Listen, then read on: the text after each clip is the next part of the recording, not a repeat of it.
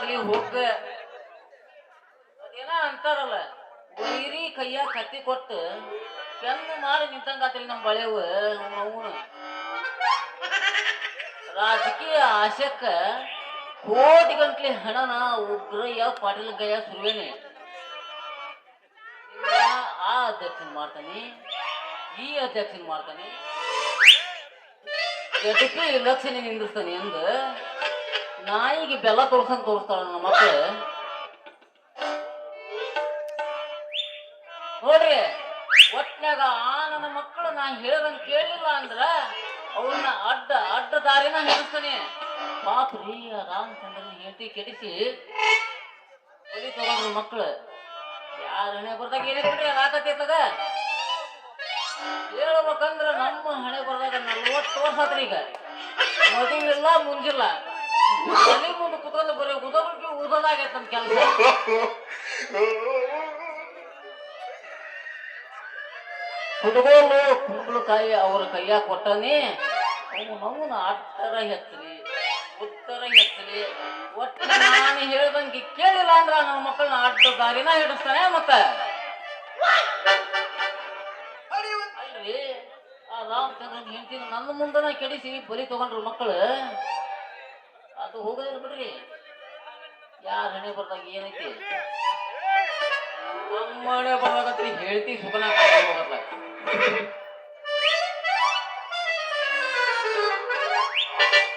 ನನ್ನಲ್ಲಿ ನಾನಿಲ್ಲ ನನ್ನಲ್ಲಿ ನೀನಿಲ್ಲ ನನ್ನಲ್ಲಿ ನಾನಿಲ್ಲ ನನ್ನಲ್ಲಿ ನೀನಿಲ್ಲ ನೀನಿಲ್ಲದೆ ಏನೂ ಇಲ್ಲ ನೀನೇ ನಾನದೇ ಹೀಗೆ ಸುಳ್ಳಾದೆ ನನ್ನಲ್ಲಿ ನಾನಿಲ್ಲ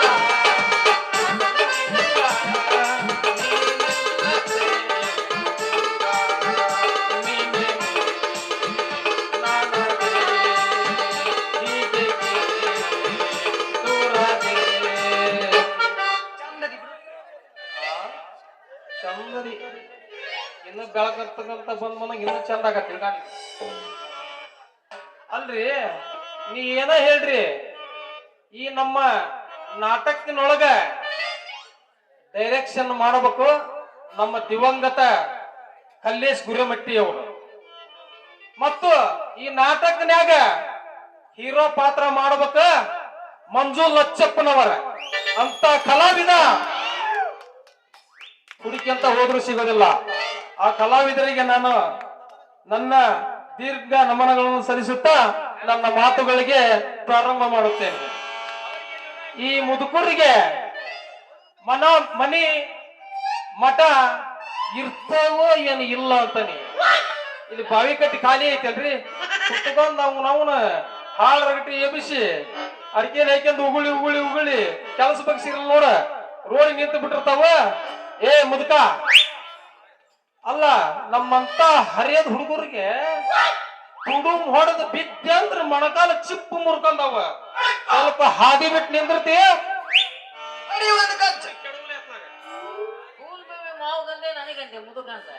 ಯಾರಿಗೆ ಅವ್ ಮಕ ಇಂದ ಕಳ ಐತಿ ಹೋಗಿ ಇದನ್ನ ಹಚ್ಚಿ ಮಂದಿ ನೀನ್ ಹಚ್ಚಿ ಮಗನ ಮಾತಾಡ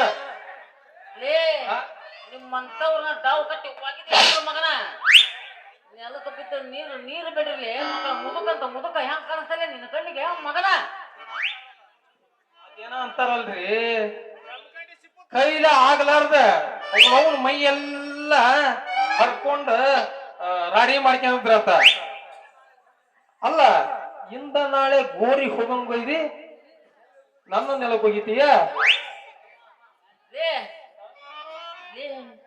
ಒಂದು ವಯಸ್ಸಿನಾಗ ಯಾವ ತಡರಲಿಲ್ಲ ನಮಗೆ ಏನಾರ ಅನುಮಾನ ಇತ್ತು ಅಂದ್ರ ಯಾವನ್ನ ಶಿಶಪ್ಪನ ಕೇಳ್ಬೇಕಾರ ಹೋಗಿ ಎಲ್ಲ ಹೇಳ್ತಾನ ನೋಡ.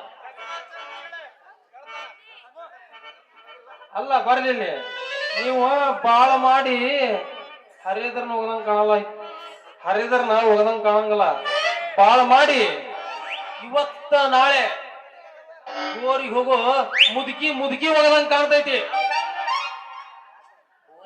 ಹೋಗಲ್ ಬಿಡ್ರಿ ಬರೀ ಅಂದಂಗ ನೀವು ಆ ನಮ್ಮೂರ್ ಸಾವುಕಾರ ಉಗ್ರಯ್ಯ ಅದಾನಲ್ಲ ಅವ್ರ ಕೈಯನ್ನ ಆಳನ್ರಿ ಅಲ್ಲ ನಾನು ನಿನ್ನ ಕಣ್ಣಿಗೆ ಹೆಂಗ್ ಕಾಣ್ಸಕತ್ತೇನ್ಲಿ ನಾ ಅಲ್ಲಿ ನಂದ ಸಾಕಷ್ಟು ಆಸ್ತಿ ಕೇಳ್ತೆ ಮಗನ ನಾನು ಯಾಕೆ ಮತ್ತೊಬ್ಬರ ಕೈಯನ್ನ ಹಾಳಾಗಲಿಲ್ಲ ದೇವ್ರು ನನಗೇನ ಕಡಿಮೆ ಮಾಡ್ಯಾನ ಮಗನ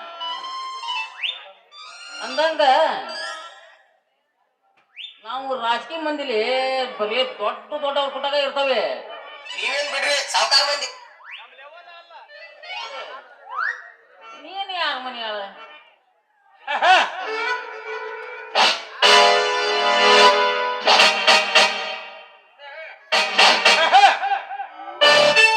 ಆಳಾಗಿ ದುಡಿದ ಅರಸನಾಗಿ ಉಣ್ಣುವ ಪಕ್ಕ ಪಕ್ಕ ರೈತದನಿ ಆದ್ರೆ ನಿಮ್ಮಂಗ ಮತ್ತೊಬ್ಬರ ಮನಿ ಆಳಾಗಿ ದುಡಿಯೋ ಹಣೆ ಬರ ನಮಗ ಬಂದಲ್ಲ ತಮ್ಮ ನೀನು ಹಂಗ ತಿಳಿದಿದೆ ನಾವು ಹಿಂಗೆ ತಗೊಂಡ ನೀವೇನ್ ರೈತರು ಅದಿರಲ್ಲ ಮುಂಜಾನಿಂದ ಸಂಜೆ ಮಟನ ಮುಕ್ಕಳಾಗ ನೀರ್ ಹನ್ಕೊಂಡ್ ಗೊಂಜಾತೀನಿ ಹೇರೋದು ಒಂದ ನಿಮ್ ಕೆಲಸ ನಮ್ದು ಹಂಗಲ್ಲ ಅದೇ ಹಿಂಗೆ ಹಾಕ್ಯಂದ ಮೆರಿತೇವ್ಲಿ ಮೆರಿತೇವ್ ನಾವು ಅಂದ್ರ ನೀವು ಬರೇ ದುಡ್ದೋರು ತಿನ್ನೋ ಮಂದಿ ಅಂದಂಗ ಆತ ಅಲ್ಲೇ ನಾವ್ಯಾಕೆ ದುಡ್ದ್ರಲ್ಲಿ ದೇವ್ರು ನಮಗೆ ಏನ್ ಕಡಿಮೆ ಮನೆಯನ್ನ ಸಾಕಷ್ಟು ಆಸ್ತಿ ಬಿದ್ದದ್ರಿ ನಮ್ದ ಇಲ್ಲಿಂದ ಹೇಳಿದ್ರೆ ಸಿದ್ದು ಕುಟುಂಬ ನಂದ ಹಂಗಾರೆ ಇವು ಬಿಲ್ಡಿಂಗ್ ಅವ್ರವಾ ಬಾಧ್ಯತ ಬಾಯ್ ಸುಮ್ಮನೆ ಊರ್ ಚಿಂತೆಗೆ ಯಾಕೆ ಮೂಲ ಸರ್ಗಿದಂತ ಊರಾಗ ಇಲ್ಲಿಂದ ಕನ್ಯಾ ತಗೊಂಡು ಕನ್ನೆ ಕನ್ನೆ ನಿಮಗ ನಮ್ಮಂತ ಹರಿಯದ ಹುಡುಗರಿಗೆ ಕನ್ಯೆ ಸಿಗೋದು ಅಲ್ರಿ ಇನ್ನು ನಿಮ್ಮಂತ ಮುದುಕರಿಗೆ ಅಲ್ಲ ಇವತ್ತಿಗೆ ಮನೆಯಿಂದ ಜನಗಣತಿ ಮಾಡ್ಕೊಂತ ಹೊಂಟ್ರ ನಮ್ಮೂರಾಗ ಇರೋ 100 ಮನಿ ಅದಾವ ಒತ್ತಟ್ಟಿಂದ ಮದುವೆ ಆಗ್ಲಿಲ್ದ ಲಿಸ್ಟ್ ಮಾಡ್ಕೊಂತ ಹೋಗ್ ನೀನ ಏನ 50 ಮಂದಿ ಅದಾರ ನಮ್ಮೂರಾಗ ಮದುವೆ ಆದ ಅವ್ರು ಮದುವೆ ಆಗ್ಲಿಲ್ಲ ಇವ್ರ ಅಂಗನವಾಡಿಗೆ ಹುಡ್ರು ಹೋಗ್ಲಿಲ್ಲ ಇಲ್ಲಿಂದ ಅಂಗನವಾಡಿ ಹುಡ್ರು ಹೋದ ದೊಡ್ಡ ಸಾಲಿಗೆ ಹುಡ್ರು ಎಲ್ತೈತಿಯೋ ಮರೆ ನಮ್ಮಂತ ಹರಿಯ ಹುಡುಗರಿಗೆ ಕಲೆ ಸಿಗುವಲ್ವ ಇನ್ನು ನಿಮ್ಮಂತ ಮುದುಕೂರಿಗೆ ಎಲ್ತೈತಿ ಅಲ್ಲಲ್ಲಿ ಈ ಮಾತ ನೀನು ಹಿಂದೆ ತಗೊಂಬಿಡ ನನಗೆ ಕನ್ಯೆ ಸಿಗೋದಿಲ್ಲ ಅಂದಿಯಲ್ಲ ನೀನು ಸಿಗ್ಲಿಲ್ಲ ಅಂದ್ರೆ ಏನಾತ್ ಬಿಡಲಿ ಅವನವನು ನಿಂಗೈ ಸ್ವಾಮಿಯರ್ ಹೊಲ ಅಲ್ಲಿ ಖಾಲಿ ಐತಿ ಒಂದು ಮಠ ಕಟ್ಟಿಸ್ಕೊಂತವ್ ಆರಾಮ ಧರ್ಮನ್ನ ಅಧ್ಯಕ್ಷನ ಮಾಡ್ತಾನೆ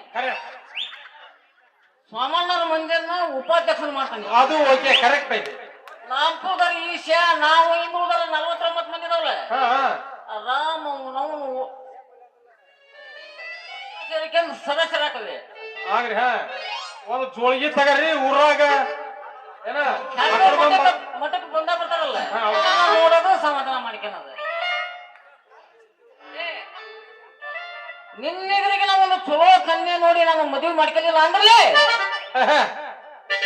ನನ್ನ ಹೆಸರ ಶ್ರೀಪತಿನ ಅಲ್ಲೇ ಬೇಕಾರ ಇನ್ನು ಕುಟುಂಬ ಮಾತಾಡೋಷ್ಟು ಟೈಮ್ ನನಗೆ ಎಲ್ಲಿದೆ ಇಲ್ಲ ಇನ್ನೊಮ್ಮೆ ಸಿಕ್ತಿಯಲ್ಲ ಅವಾಗ ಅವಾಗ ತೋರ್ಸ ಪವರ್ ಏನದ ನಾನು ಇನ್ನ ಬರ್ತಂಗೆ ಹುಡುಗ ಚಲೋ ಕನ್ಯಾ ನೋಡಿ ಮದುವೆ ಹಾಕಂತ ಹಡ್ಸಿ ಮಗ ಅವ ಅಲ್ಲಿ ಮನ್ಯಾಗಿರೋ ಗೀತಾವ್ ತಗೊಂಡ್ ಬರ್ತಾವ ಅನ್ನೋದು ಗೊತ್ತಿಲ್ಲ ಇನ್ನ ಕನ್ಯಾ ಮದುವೆ ಹಾಕಂತ ಅಲ್ರಿ ನಮ್ಮಂತ ಹರಿಯದ ಹುಡುಗರಿಗೆ ಕನ್ಯೆ ಸಿಗೋಲ್ವ ಇನ್ನು ಇವನಿಗೆ ಎಲ್ಲಿ ಸಿಗ್ಬೋದ ಅದೆಲ್ಲ ಹೋಗ್ಲಿ ಬಿಡ್ರಿ ಆ ಮದರಂಗಿ ಒಂದೇ ಪ್ರವೇಶಕ್ಕೆ ಬಂದು ನನ್ನ ಬೆಟ್ಟಿಯಾಗಿ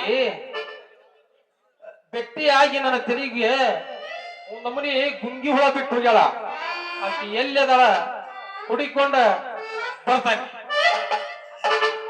ಇಲ್ಲೇ ಎಲ್ಲೋ ನನ್ನ ಹುಡುಗಿ ಕಾಣಿಯಾಗಿದೆ ಎಲ್ಲೋ ನನ್ನ ಹುಡುಗಿ ಕಾಣಿಯಾಗಿದೆ ಕೇಳದೇನೆ ಅಮ್ಮೆ ಕಟ್ಕೊಂಡು ಕೇಳದೇನೆ ಅಮ್ಮೆ ಕಟ್ಕೊಂಡು ಇಲ್ಲೇ ಎಲ್ಲೋ ನನ್ನ ಹುಡುಗಿ ಕಾಣಿಯಾಗಿದೆ ಎಲ್ಲೋ ನನ್ನ ಹುಡುಗಿ ಕಾಣಿಯಾಗಿದೆ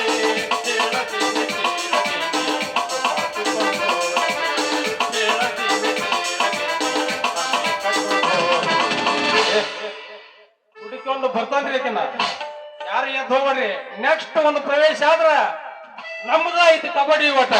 ಬರ್ತಾನೆ.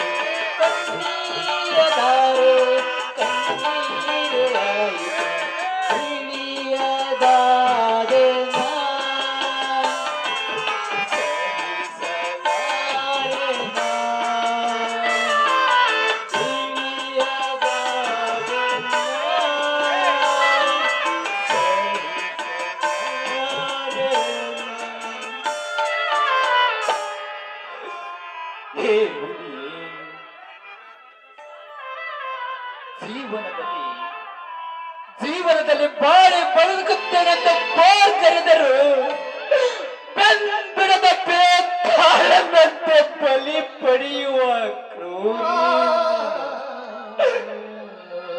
ದೇವರೇ, ನಿನಗೆ ಸ್ವಲ್ಪ ಲಾಗರು ಕರುಣೆ ಎಂಬುವುದು ತಿಳಿದಿದ್ದರೆ ನನ್ನ ಜೀವಕ್ಕೆ ಜೀವವಾಗಿರುವ ನನ್ನ ಭಾಗೀರಥಿಯನ್ನು ಬಲಿ ಪಡೆಯುತ್ತಿರಲಿಲ್ಲ ದೇವರೇ, ಬಲಿ ಪಡೆಯುತ್ತಿರಲಿಲ್ಲ.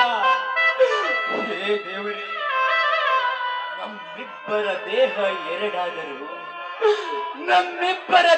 ಎರಡಾದರೂ ಆತ್ಮ ಒಂದೇ ಆಗಿತ್ತು ದೇವರೇ. ಯಾಕೆ ದೇವರೇ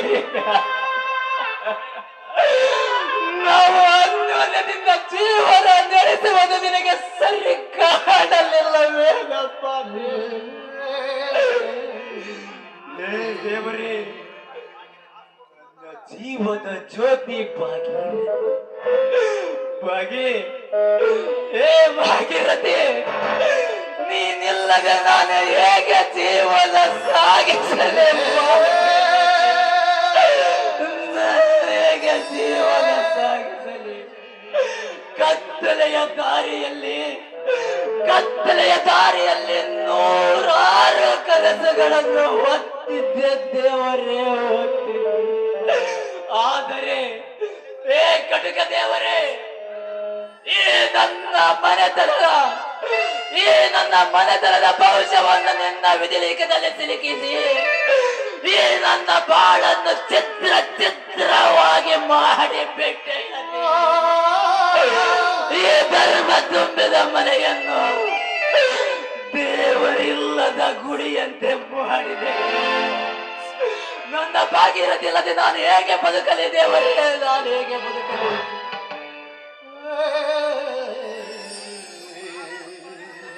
ಜೀವದಿಂದ ಇರ್ಲೇಬೇಕಪ್ಪ ರಾಮಚಂದ್ರ, ಜೀವದಿಂದ ಇರ್ಲೇಬೇಕ. ಬದುಕೆಂಬ ಪಯಣದಲ್ಲಿ ನಡೆಯುವುದೆಲ್ಲವೂ ಸೃಷ್ಟಿಕರ್ತ ಬರೆದ ಹಣೆ ಬರಹಪ್ಪ. ಹಾ, ನಿನ್ನ ಹೆಂಡತಿಗೆ ಈ ರೀತಿ ಸಾವು ಬರಬಾರ್ದು ರಾಮಚಂದ್ರ. ಗಂಡ ಹೆಂಡತಿ ಅಂತ ಚಲೋ ಸುಖದಿಂದ ಜೀವನ ಸಾಗಿಸ್ತಿದ್ರು. ಸುಖ ಹುಡುಕಿಕೊಂಡು ಮನೆ ಬಾಗಿಲಿಗೆ ಬರುವಷ್ಟರಲ್ಲಿ ಆ ಕೆಟ್ಟ ವಿಧಿ ಆಯುಷ್ಯೆಂಬುದು ಯಾರ ಕೈಯಲ್ಲಿ ಕೊಡುವುದಿಲ್ಲ ಶ್ರೀಪತಿಯವರೇ. ಆಯುಷ್ಯೆಂಬುದು ಯಾರಿಗೂ ತಿಳಿದಿರುವುದಿಲ್ಲ. ಅದು ದೇಹದ ಕಿಂಡಿಯ ಮುಖಾಂತರ ಸದ್ದಿಲ್ಲದೆ ಹೋಗುತ್ತದೆ ಶ್ರೀಪತಿಯವರೇ, ಸದ್ದಿಲ್ಲದೆ ಹೋಗುತ್ತದೆ. ಸುಖ ಸುಖದಿಂದ ಇರೋರನ್ನ ಕಂಡ್ರೆ ಬಹಳ ಹೊಟ್ಟಿಗಿತ್ತು ರಾಮಣ್ಣ ದೇವ್ರಿಗೆ. ಪಾಪ ಭಾಗೀರಥಿ ಭಾರಿ ಒಳ್ಳೆ ಹೆಣ್ಮಕ್ಳಿದ್ಲವ. ನಾನು ಈ ರೀತಿ ತಪ್ಪು ಕೇಳ್ತೇನೆ ಅಂತ ತಪ್ಪು ತಿಳಿಬೇಡ. ಹಂಗಂದ್ ನೀನ್ ಹೇಳಿದ್ರೆ ಏನಾಗಿತ್ತು? ನನ್ನ ಹೆಂಡತಿಯ ಸಾವು ನಿಗೂಢವಾಗಿದೆ ಶ್ರೀಪತಿಯವರೇ. ಅವಳು ನನ್ನ ಹೆಂಡತಿ ಭಾಗೀರಥಿ ಹೇಗೆ ಸತ್ತಳೆಂದು ಇಲ್ಲಿಯವರೆಗೂ ನನಗೆ ವಿಷಯ ಗೊತ್ತಿಲ್ಲ. ಶ್ರೀಪತಿಯವರೇ, ಆ ಮೇಲಿರುವ ಕರುಣೆ ಇಲ್ಲದ ಕಟುಕ ದೇವರಿಗೆ ಮಾತ್ರ ಗೊತ್ತು ಶ್ರೀಪತಿಯವರೇ. ಅದು ಆ ಕಟುಕ ದೇವರಿಗೆ ಮಾತ್ರ ಗೊತ್ತು. ಶ್ರೀಪತಿಯವರೇ, ನನ್ನ ಹತ್ತಿರ ಏನಾದರೂ ಕೆಲಸವಿತ್ತೇನೋ? ಹೇಳೋದ ಬರ್ತಿತ್ತು ನೋಡ್ರಿ ರಾಮಣ್ಣ. ನಮ್ಮ ಸಾವುಕಾರ ಉಪ್ರೇಮಿ ನಿನ್ನ ಭೇಟಿ ಅದ ಹೇಳ್ಯಾರ ನೋಡ್ರಿ. ಯಾಕೆ ಶ್ರೀಪತಿಯವರೇ? ಆ ನಿಮ್ಮ ಸಾಹುಕಾರ ಉಗ್ರಯ್ಯನಿಗೆ ನನ್ನ ಹತ್ತಿರ ಏನು ಕೆಲಸ? ನೋಡಪ್ಪ, ಏನೋ ನಿನ್ನ ನಂತರ ಇಂಪಾರ್ಟೆಂಟ್ ಮಾತಾಡ್ಬೇಕಂತ ಬಂದು ಭೇಟಿ ಆಗ್ತಮ್ಮ. ನಾನಿನ್ನು ಬರ್ಲಿ. ಆಯ್ತು, ನೀವು ಹೋಗಬೇಕು. ಆ ಉಗ್ರಯ್ಯನ ಹತ್ತಿರ ನನ್ನ ಕೆಲಸ ಏನಿರಬಹುದು? ಇಲ್ಲ, ಅವನ ಮನೆಗೆ ಹೋಗಿ ನಾನೇ ವಿಚಾರ ಮಾಡಿಕೊಂಡು ಬರುತ್ತೇನೆ.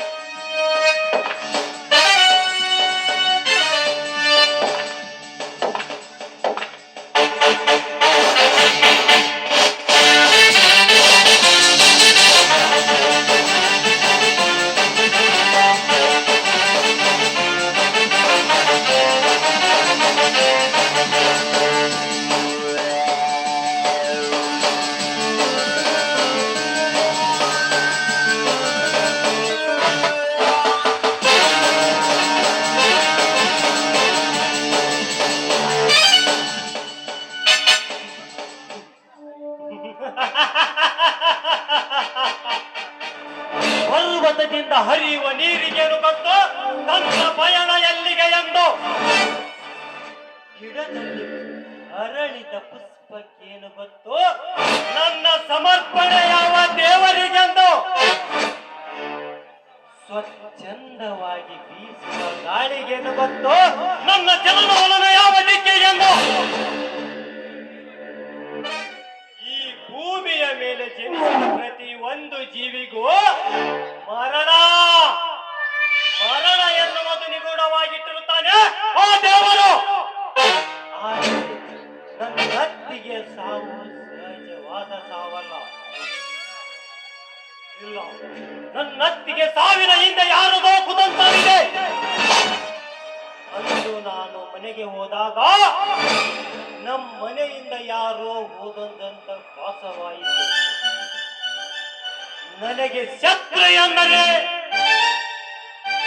ಆ ಉಗ್ರಯ್ಯ ಮತ್ತು ಪ್ರಶಾಂತ್ ಪಾಟೀಲ. ಅವರೇನಾದರೂ ನನ್ನ ಅತ್ತಿಗೆಯನ್ನು ಕೊಲೆ ಮಾಡಿರಬಹುದು. ಆ ದುಷ್ಟರನ್ನು ಕೇಳಲು ಹೋದರೆ ಆ ಕೊಲೆ ಅಪವಾದವನ್ನು ನನ್ನ ಮೇಲೆ ಹಾಕುವುದಕ್ಕೆ ಹೇಸುವುದಿಲ್ಲ ಆ ಕೊಲೆ ಪಾತಕರು. ಈ ವಿಷಯವನ್ನು ನನ್ನ ಅಣ್ಣಂದರಿಗೆ ತಿಳಿಸುವುದೇ ಬೇಡ.